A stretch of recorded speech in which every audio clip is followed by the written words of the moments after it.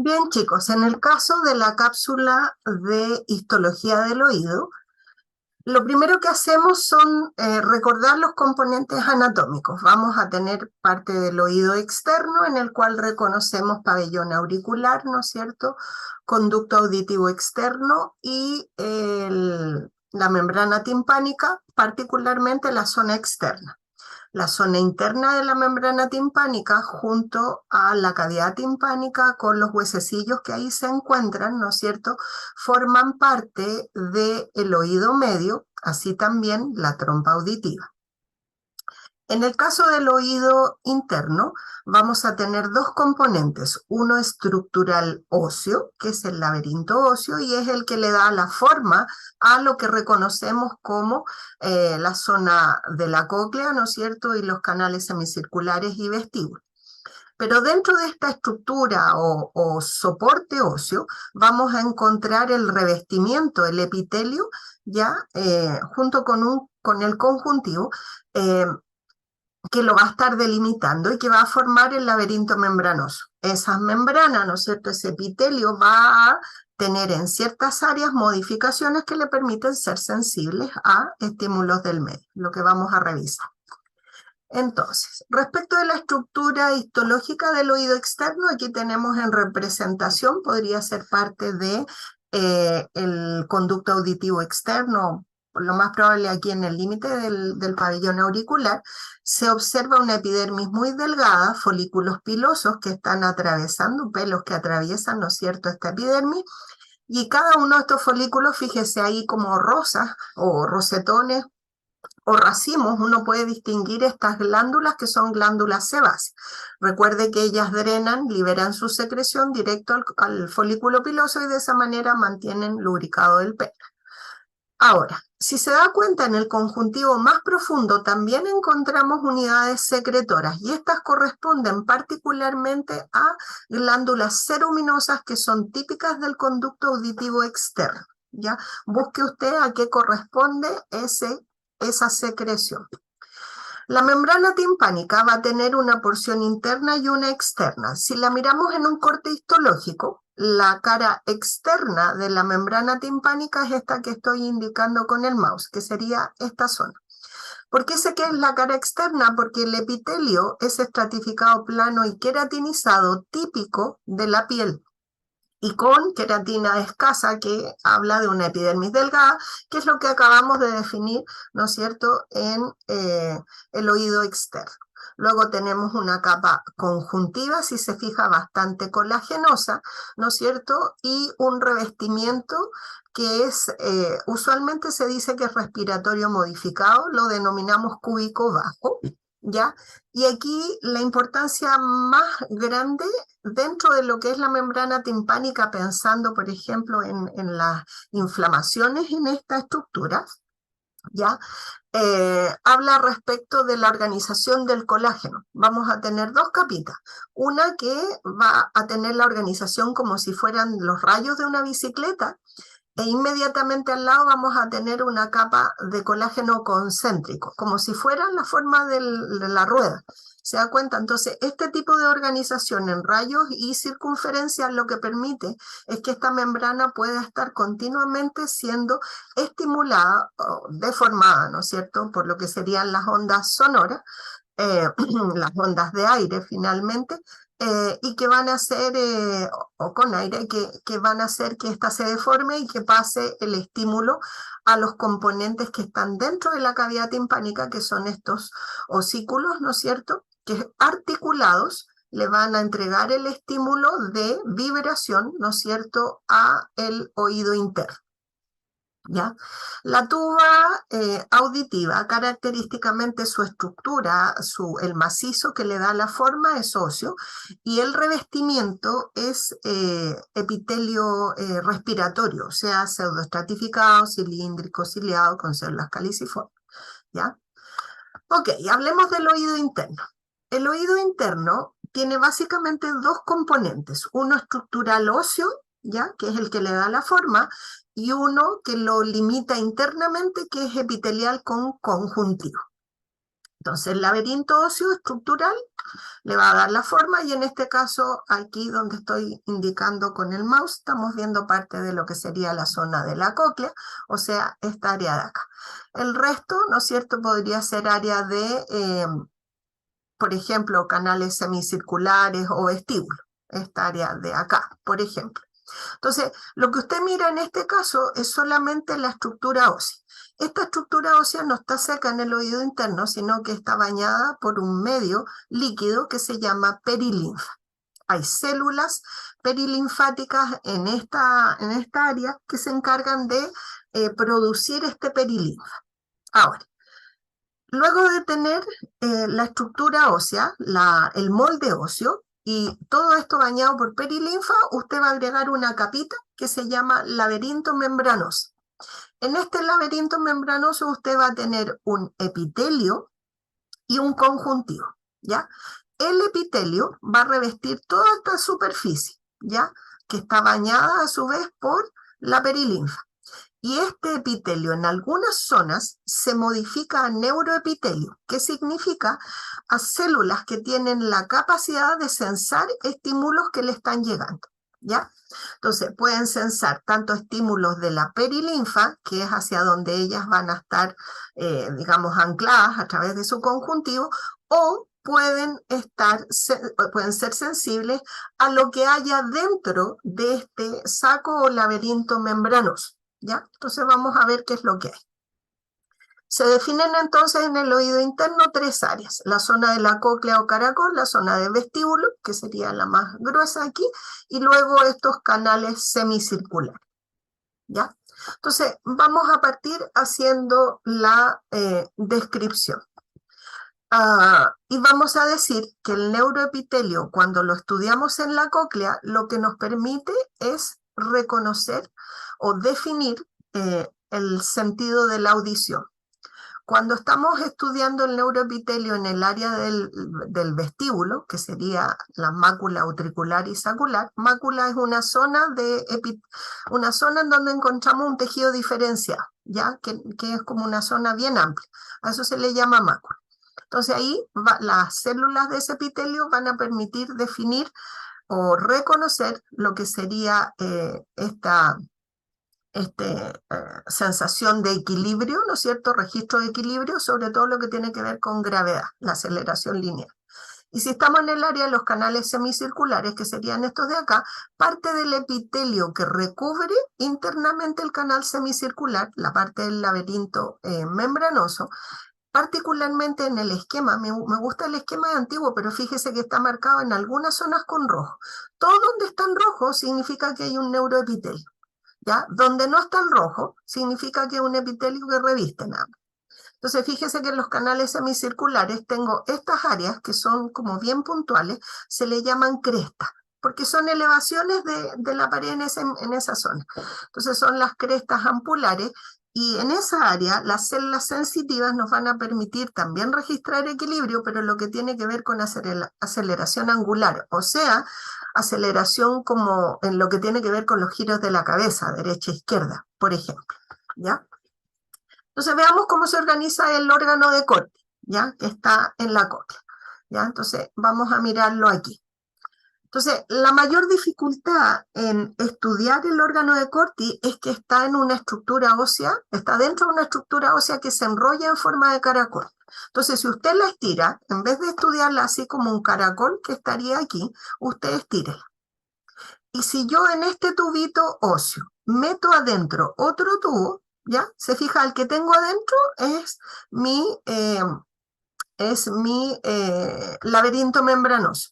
Y el que está afuera, el que le da la estructura a este tubo mayor, es mi laberinto óseo.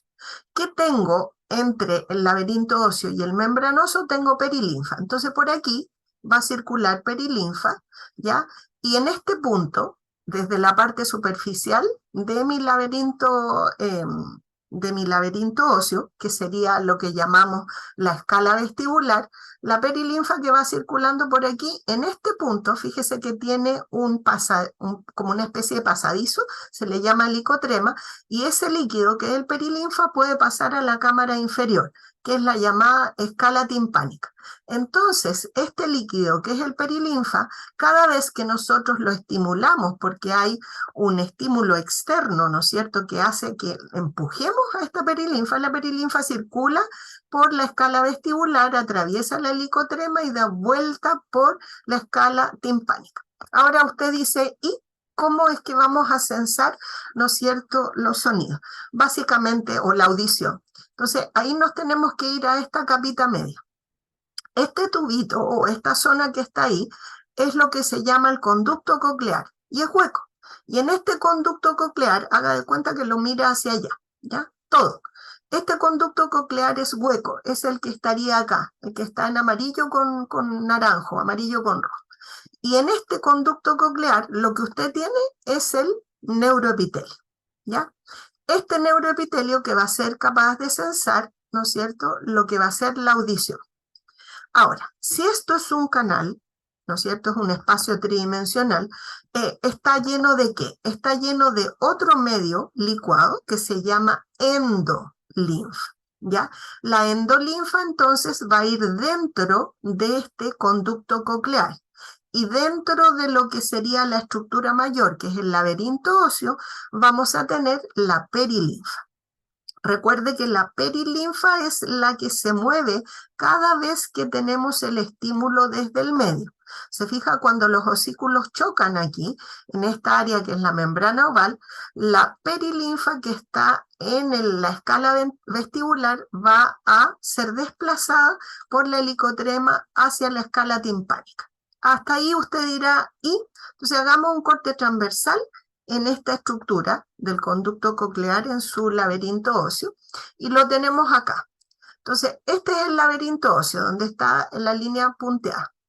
Aquí voy a tener bañado por perilinfa la escala vestibular, que sería esta, e inferiormente la escala timpánica. ¿Y a quién tengo en el centro? A esta estructura, que es el conducto coclear. Y en el conducto coclear dijimos que no estaba vacío, sino que aquí teníamos otro medio líquido, pero que es distinto, se llama endolinfa. Entonces, ahora, la estructura, el órgano de Corti lo vamos a enrollar, lo enrollamos. Y ahora hacemos un corte a través de él. Y eso es lo que tenemos ahí. Se fija, esta es la escala vestibular, esta es la timpánica y ahí tengo el conducto coclear. Escala vestibular, timpánica, conducto coclear. Aquí es donde está el epitelio especializado. Vamos a mirar algo como esto en la diapo que sigue. Entonces, ¿qué es lo que tenemos? Ahí tenemos estiradito el órgano de Corti, rampa vestibular, rampa timpánica y en el medio, ¿no es cierto?, el conducto coclear. Entonces, ¿a quién tenemos? Estamos mirando ahí. Vamos a hacer un corte histológico en esta área. Entonces, ¿qué es lo que tiene? Arriba, escala vestibular bañada por perilinfa. Abajo, rampa timpánica o escala timpánica bañada por perilinfa. Y fíjese que tengo este espacio entre medio. Esto es lo que se llama el conducto coclear. Y en este conducto coclear es donde usted encuentra las células del epitelio modificado. Entonces fíjese que cuando la perilinfa nosotros la estimulamos a que se desplace desde la rampa vestibular a la timpánica, lo que va a ocurrir es que la perilinfa viene hacia usted y luego atraviesa para acá y choca y se devuelve por esta, ¿ya? Que sería la rampa timpánica. Y entonces en ese ir y venir, ¿qué es lo que ocurrió? Esta membranita que está aquí, que se llama membrana basilar, le da el soporte a estas células. Estas células las ponemos aquí en el esquema y fíjese que son células que presentan unas proyecciones en forma de cilio sensitivo. En la parte basal, estas células, que serían las que están acá, ya son varios tipos celulares, no son los únicos, pero eso usted ya lo va a estudiar con más detalle. Estas células que son efectivamente sensitivas, fíjese que cuando ellas son estimuladas, ¿ya? Por el movimiento de la perilinfa, ya por la vibración de la membrana basilar donde ellas están apoyadas, resulta que ellas descargan un estímulo nervioso que va a ser enviado por este axón vía eferente hacia ¿dónde? hacia la zona, fíjese, aquí, ahí tengo las fibras nerviosas que me van a formar, ¿no es cierto?, esta estructura que corresponde a fibras nerviosas auditivas, ¿ya? Y que van a estar llevándolas hacia la zona del modiolo, en donde ellas van a converger y formar parte del nervio coclear. O sea, de esta manera es que generamos audición por vibración, o sea, por vibración del perilinfa sobre la membrana basilar, sobre las células del neuroepitelio, ¿no es cierto?, que chocan con la membrana tectórica. Lea ahí, por favor, en el texto el detalle de la función. Ahora, ¿qué pasa con la recepción del equilibrio, el registro del equilibrio? Aquí tenemos que irnos a la zona de las máculas, acá en el ventrículo, que es como la parte más gruesa del resto de la estructura, y estos otros que parecen canales incompletos o semicirculares. Entonces, si me voy a la zona del ventrículo, por ejemplo, voy a hacer un corte aquí, fíjese, en esta área, voy a ir a ver esta parte. Entonces, miro el revestimiento por dentro del área del ventrículo en el utrículo, ahí estoy mirando, y de repente me encuentro con que el revestimiento cambió y tiene esta diferenciación. Si voy a mirarlo en la microscopía de luz, es esto que está acá. ¿Y a quién tengo ahí?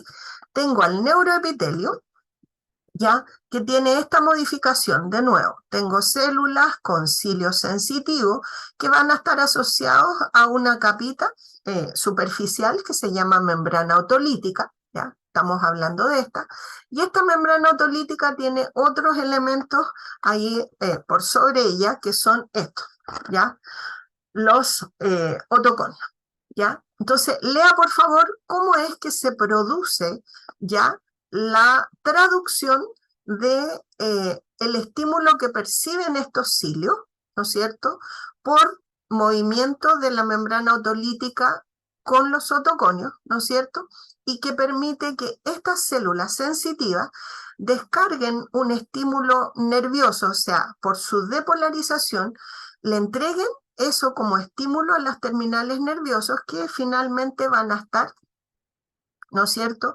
entregando esta información hacia los centros superiores. Ahora, ¿qué es lo que formalmente aquí vibra? ¿Quién es el medio que está pasando ya y que está generando la vibración respecto de los cilios? El desplazamiento de estos cilios sensitivos es la endolinfa. Se fija lo que tengo directamente sobre el neuroepitelio, ya en el caso de las máculas, en este caso mácula utricular o sacular, máculas vestibulares, usted tiene endolinfa. Se fija, el endolinfa es el que va a pasar por aquí. Va a hacer vibrar los otoconios, ¿no es cierto? Por lo tanto, la membrana otolítica, y eso a su vez los cilios sensitivos, y eso hace que las células descarguen, ¿ya? Y aquí lo que sensamos, entonces, básicamente es aceleración lineal en términos de gravedad, arriba abajo. En la misma zona, pero ahora al lado, en el área del canal semicircular, ya no en el área del ventrículo, sino que estamos acá, no acá en la zona ventricular, sino que nos vamos al área del ventrículo. Mire cómo el revestimiento, la pared, sufre esta como evaginación. Esto es una cresta ampular. ¿Y qué la forma? La forma epitelio y conjuntivo. Las células epiteliales, que son estas que están acá, no es que estén libres, apoyadas o en contacto con la endolinfa directo, sino que aquí hay una capita que es viscosa, que se llama cúpula. Y esta cúpula va a vibrar cuando la endolinfa venga, ¿no es cierto?, trate de tocar aquí y va a hacer que esto vibre y rebota. Y aquí lo mismo para acá. Entonces, en ese vibrar, ¿qué es lo que hacen estas células? Que serían estas de acá. Ellas con sus cilios modificados, sus cilios sensitivos, van a sensar que está ocurriendo un cambio, ¿no es cierto?, una vibración en esta cúpula, ¿ya?, que sería esta capita de acá, y eso es generado por el choque de la endolinfa aquí. ¿Qué es lo que estaríamos sensando aquí? Básicamente, ¿no es cierto?, movimientos laterales de la cabeza, o sea, la aceleración angular. ¿Bien? Bien, queridos jóvenes, esto ha sido la cápsula de estos dos órganos de los sentidos.